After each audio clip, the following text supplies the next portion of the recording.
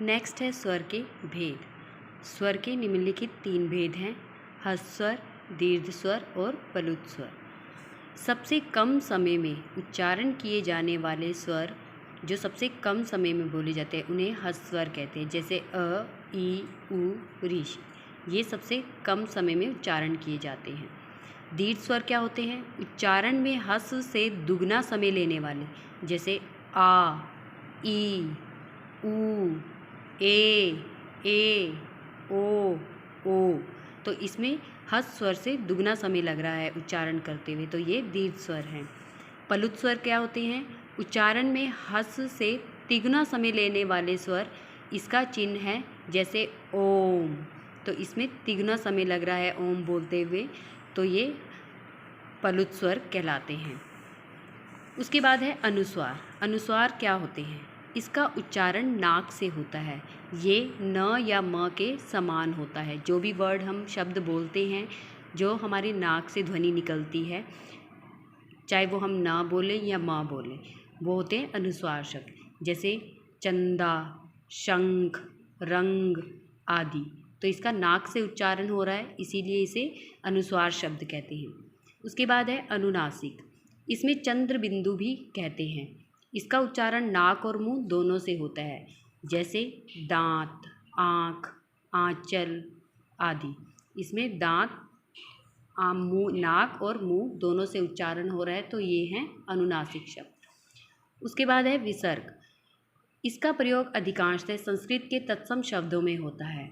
इसका उच्चारण है की तरह होता है, जैसे प्रत्यय, पुनः, अतः। जो बिंदी विसर्ग में जो शब्द हम लिख रहे हैं उसके पीछे जो 2 बिंदी हम लगाते हैं उन्हें विसर्ग होते हैं वो।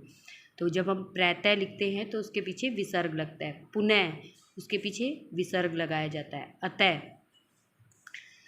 इसके अतिरिक्त आगत ध्वनि के रूप में आ का भी प्रचलन है। यह अंग्रेजी के भाव से हिंदी में आई गई है, जैसे हॉल, टॉफ़ी, कॉफ़ी आदि।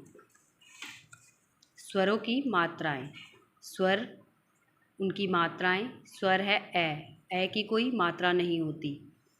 ई की मात्रा, छोटा ऊ, छोटे ऊ की मात्रा, ऋषि, री की मात्रा, छोटी ए की मात्रा, बड़ी ए की मात्रा, बड़ा ओ, बड़े ओ की मात्रा। ये सब मात्राएं हैं। व्यंजन। जिन वर्णों का उच्चारण स्वरों की सहायता से होता है उन्हें हम व्यंजन कहते हैं। व्यंजन का उच्चारण करते समय वायु मुख के भीतरी भाग में कहीं नहीं टकराती, जैसे व्यंजन के भेद: स्पर्श व्यंजन, अंतस्थ व्यंजन और ऊष्म व्यंजन। स्पर्श व्यंजन क्या होते हैं? जिन व्यंजनों के उच्चारण में वायु मुख के किसी अवयव को छूकर अर्थात स्पर्श करके बाहर आती है, वे स्पर्श व्यंजन कहलाते हैं, जैसे क, च, ट, त, प। ये मुख से छूकर बाहर आती है, आवाज़ बाहर की तरफ आती है। अंतस्थ व्यंजन। जब व्यंजनों के उच्चारण के समय जिह्वा मुख के भीतर किसी भी भाग को स्पर्श नहीं करती, वे होते हैं अंतस्थ व्यंजन, जैसे य, र, ल, व। ऊष्म व्यंजन। जिन व्यंजनों के उच्चारण के समय वायु मुख से रगड़ खाकर ऊष्मा पैदा करती है, वे ऊष्म व्यंजन कहलाते हैं, जैसे श, श, स, ह। इन्हें हम ऊष्म व्यंजन कहते हैं। Okay students, see and listen video carefully. Thank you.